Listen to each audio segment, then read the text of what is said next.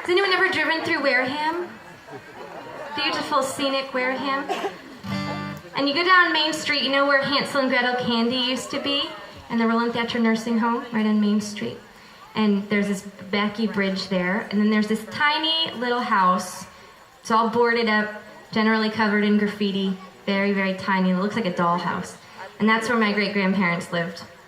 I think they bought that house around 1900. And I can't really accurately describe to you how tiny this thing is. But there were like 10 people living in this house with 2 bedrooms. And we call it the railroad house because it was intended for the man who used to man the railroads back in the 19th century.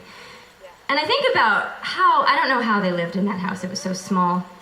And I remember my grandfather telling me that the train would go by and the thing would shake, which seemed like a grandparent's anecdote that wasn't really true. And recently I drove by and the front door was open, so I went and I peeked in. I wasn't supposed to do that, but I did. And as we did that, a train went by, and I'm telling you, the whole stinking thing shakes. So, for the longest time, you can think I'm weird, because I am, but I was convinced I had this ghost following me around. And my parents started telling me about Aunt Alma, who I had never heard of before. And when they were telling me the story, I thought, that is my ghost, that's who's following me around. She wants me to tell her story.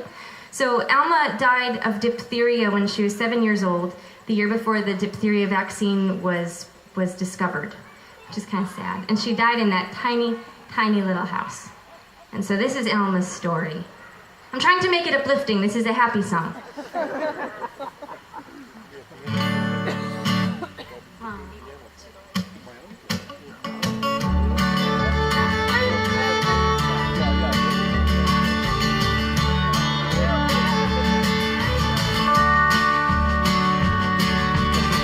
Skipping stones and laying in my bed.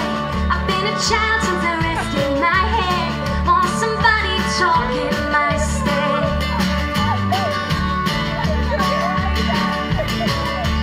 Mama plays piano and Daddy bakes the bread. Hear the trains rush by my head. Wish they wouldn't look so sad, but they all sing.